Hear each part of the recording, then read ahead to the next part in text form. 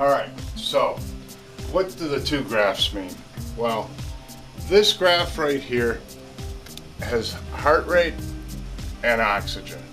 And so it's really looking at how much oxygen per beat you're utilizing.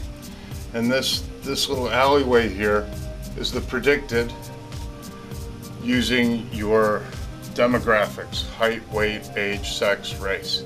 The fitter you get generally, like a large heart, lower resting heart rate, the lower you'll be on this. So it's considered you're more fit when you're lower on this curve. And I've actually had some athletes that are so far below this, they're 2 standard deviations below it. They also generally have resting heart rates in the 30s. You have a Honda and you have a Harley.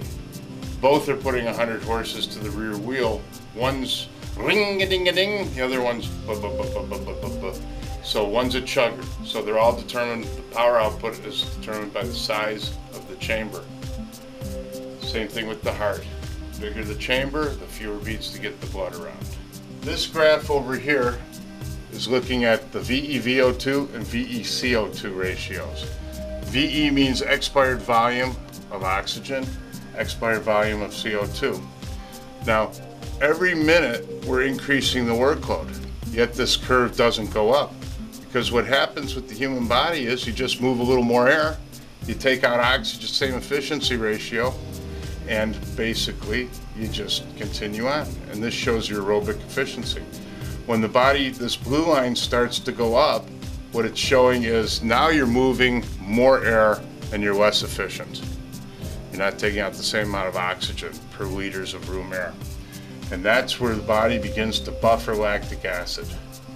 When the red line goes up, you're on borrowed time. And notice it stays pretty flat compared to the blue line, which is headed up. When the red line goes up, you're done. You're going to be done within the next minute to minute and a half. Doesn't matter whether you're Lance Armstrong or Jason Barton. Same thing happens. Okay, let's take a look at what we got out of this test now. We put in his demographics. It gives us a range that this athlete should be able to get into. At peak VO2, every one of these little triangles is a breath in time.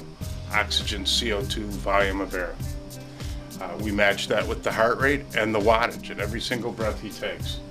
So at peak, he was at a heart rate of 194. This bar here is 20 seconds average in time, and what I'm looking for is the highest VO2 you got. So today we got a VO2 max of 51. Now remember, this number here, and everybody talks about what's your VO2 max. That is your total oxygen carrying capacity at maximal exercise divided by your weight in kilos. So it'd be taking 3,407 divided by his weight in kilos, and that gives us a VO2 max number of 51. And the body and the turnover, when you hit your perfect cadence and your heart rate, you become very, very efficient at a certain rate. Okay. What happens is if you go slower, you're a little less efficient. If you go faster, you become a little less efficient. His anaerobic threshold is occurring right here where the green line's going up, and you'll notice, it's kind of coming along level, and all of a sudden, bam, up it goes. But the red line isn't really coming up very fast. So we want to find out exactly where he goes anaerobic or is producing more lactic acid than the body can clear. Now, you can't feel it until you feel the burn. Once you feel the burn, you've already passed that point. So it's always somewhere back behind there is where your anaerobic threshold is. And it's right at a heart rate of 178 that he starts to create lactic acid. And he's accumulating it faster than he can shuttle it into the Krebs cycle and make energy. During the year, what happens is when you start doing your speed work, you're bringing this closer to your max. So you can tolerate more lactic acid at a higher rate and hold it longer. But in the beginning phase of training, what you want to do is increase your oxygen delivery. So you're going to back off and go below that rate. So anything on this side of the curve is aerobic activity.